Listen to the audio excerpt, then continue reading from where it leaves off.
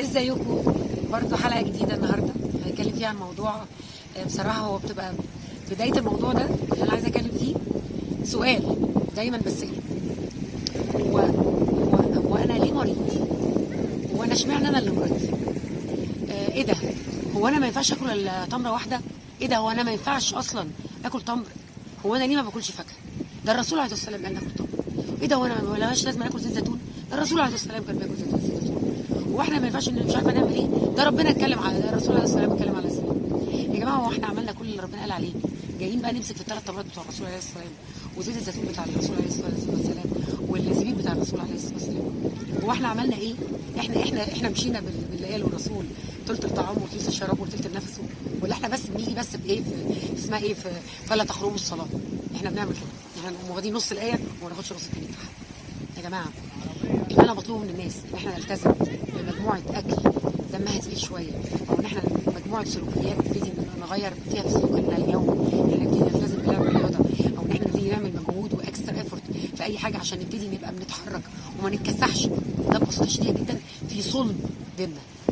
الكون كله مبني على نظام وكل عنده بمقدار. كل شيء بيتعمل، كل شيء احنا بنعمله غلط بندفع ثمنه، كل شيء بنعمله صح ربنا بيجازينا عليه. ببساطه شديده جدا، ببساطه شديده جدا. مهم جدا مهم جدا احنا ناخد بالنا من صحتنا عن طريق ايه؟ ان احنا نحرم نفسنا. ان احنا نحرم نفسنا. كانت في بتاع كده على الفيسبوك، حد كوتش دمه خفيف جدا، شاب كده، كان عمال يقول في حد بيجي جاي يقول لي ان الدايت ده نظام لفتره عشان اخس وبعدين ابوظه، وبعدين واحد تاني وناس بتقول لا ده الدايت ده نظام حياه. انا عايزه اقول لكم الدايت ده حاجه زي الزفت. يا جماعه الدايت ده حاجه زي الزفت. ماشي، انا اعمل ايه؟ انت عندك بديل. يلي بتتفرجي عليا ووزنك مش عاجبك وجسمك مش عاجبك ووزنك 100 كيلو، هل لو انت ما سمعتيش كلامي وحرمتي نفسك من الاكل اللي انت هتموتي وتاكليه وجيتي على نفسك ولعبتي شويه رياضه ايا كان لعبتيهم في البيت ولا رحتي ونزلتي وعملتي مجهود وسبتي ولادك ودفعتي فلوس في استوديو، هل في اي احتمال ان انت بكره هتبقي احسن؟ هتخسي مثلا؟ يعني انت النهارده 100 كيلو بكره هتبقي 90؟ هل انت مثلا الكنافه اللي انت بتاكليها النهارده دي ولا القطايف اللي بتاكليها النهارده دي ايه المشكله؟ ما انا هقلل منها وان شاء الله باذن الله انا هخس. مش هيحصل يا جماعه. فاحنا يعني استرسالا لحلقه بتاعت ولقد خلقنا الانسان في كبد، احنا كده كده لازم نيجي على نفسنا عشان نبقى كويسين. على فكره باي ذا واي، هي كل الحاجات اللي دمها خفيف وحلوه هي يعني في حاجات منها كتير حرام. يعني اكيد لطيف ان انا اقلع الطرحه دي، الطف ان انا ابقى حره، يعني مثلا بالذات في الحر الواحد يبقى لابس خفيف، بس انا بنلبس طرحه او بنلبس وليفر. الناس اللي ربنا يعني مثبتها في الايمان واعلى مننا درجات، الناس اللي بتلبس اكتر مني انا في الحجاب مثلا. يا جماعه ما دي درجات يا جماعه.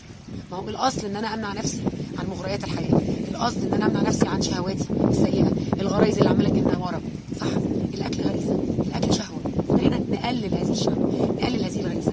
مش الاصل ان انا افتكر ان انا عشان لما بحرم نفسي من الاكل انا كده بحرم نفسي متاع الدنيا فاتضايق. فانت ما انت قلتي اللي هيتضايق هيتخن بعد كده. لا يا جماعه انا مش قصدي كده. انا قصدي اقول ان احنا نمسك نفسنا شويه. يعني واحنا بالتفاهه دي، يعني احنا ما فيش اي حاجه في دماغنا خلاص اتهبلنا، خلاص بنريل كلنا على صينيه كنافه ومانجا ولازم مش عارفه وما كلناش القطايف كل يوم، مش عارفه يحصل لنا ايه. وده غير بقى انا مش عارفه هو ليه رمضان قلب سمبوسه. يعني هو ليه لازم في رمضان الناس تاكل سمبوسه؟ يعني باي ذا واي انا اعرف ناس ما بياكلوش سمبوسه طول السنه وبياكلوا سمبوسه في رمضان، او ما بياكلوش رقاق وجلاش طول السنه وبياكلوه بس في رمضان. ليه يا جماعه؟ وربنا قال لازم ناكل سمبوسه وجلاش ورقاق في رمضان؟ هو احنا لازم ناكل كنافه وبسبوسه في رمضان؟ يعني انا بجد مش عارفه. هي يا جماعه بقت يعني عادات وتقاليد غريبه، وبقى توجه اعلامي واعلانات عماله تتعمل المحل الفلاني والمحل العلاني يجي في رمضان يعمل اعلانات الكنافه والبسبوسه، هوبا يجي في العيد يعمل اعلانات الكحك والكشري، وبعدين بقيه السنه عادي. يعني هم بيبيع الحاجات دي برضه بس ما بيعملش عليها اعلان. هو احنا ليه بقى بنعمل عليها في رمضان؟